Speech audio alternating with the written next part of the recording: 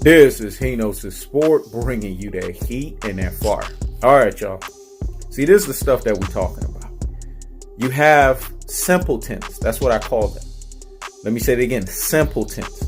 Folks that don't understand what it's called to be a class act.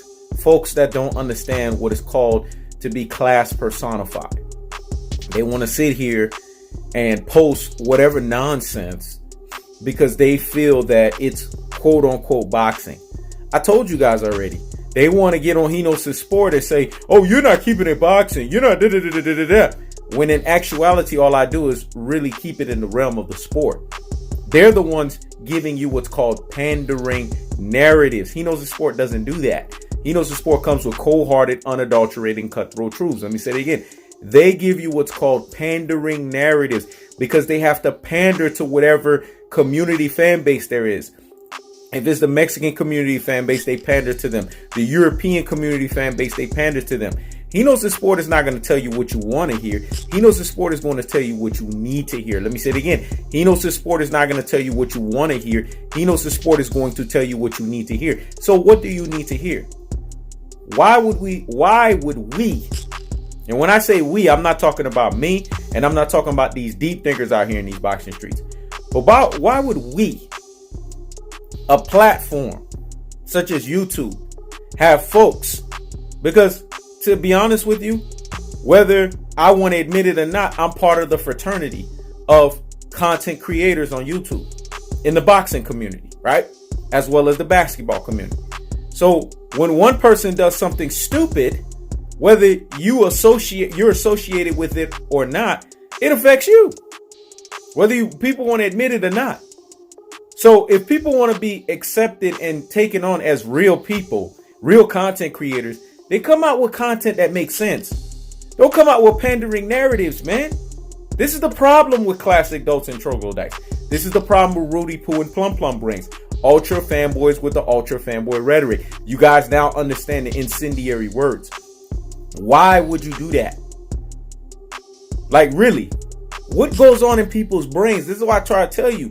These people have insecure and miserable as you know what lives. Let me say it again. They have insecure and miserable you know as what lives. They have this stuff. They can't come up with anything original. They're not creative like Henos' Sport. So they got to run. Monkey see, monkey do. Status quo. Oh, shoot. He was the first one to come out with the mugshot. So I got to do a mugshot. No, we're going to have class over here. We're going to treat Errol the True Spence with the respect that he deserves. He's in a situation right now where he's not in the public, in the media eye. This is the double standard that I'm talking about. If you're going to show supposed compromising pictures, right, of Errol the True Spence, why don't you do that for the fighters that you like? Because Canelo Alvarez is a drug cheat, right? Why don't you show situations where he's pushing himself as a drug cheat? This is the stuff that I'm talking about, the double standards. Propagate and show you the fighter that you like in good standings, but then when it's a fighter that people don't care about, and really you're running your platform on that fighter by talking negative against him, because I told you, haters are secret lovers of a person. Let me say it again. Haters are secret lovers of a person. Then you're propagating yourself with this narrative that, oh, look at me. Look at what I was able to show because I'm pandering to a certain folks. But it's the blind leading the blind, man. You have a bunch of brain full of mush and brainwashed dodo heads. They don't know better. So they're just going to take whatever that panderer gives to them. Because that panderer is just a little bit smarter than them to know that if I continue to pander the narrative that their brain full of mush and brainwashed dodo heads want to accept, then I'm going to continue. They're going to continue to accept it. But it's not just the panderer's fault. It's those who accept the pandering narrative.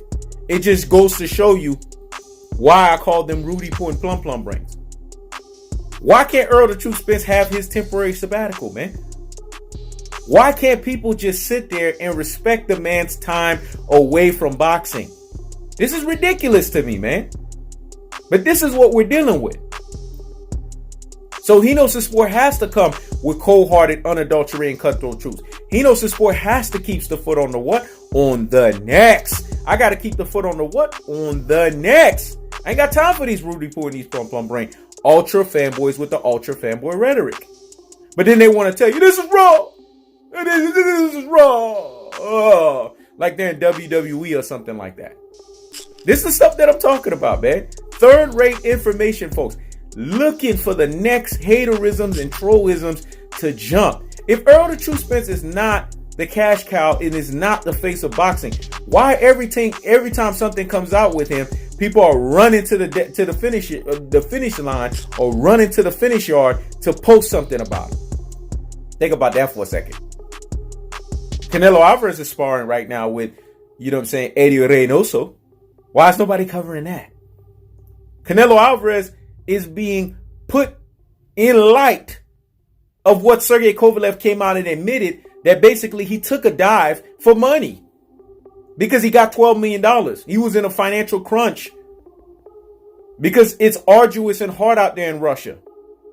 So he needed whatever so that he could sustain himself. No one's talking about that. Oh, Canelo's pound for pound #1.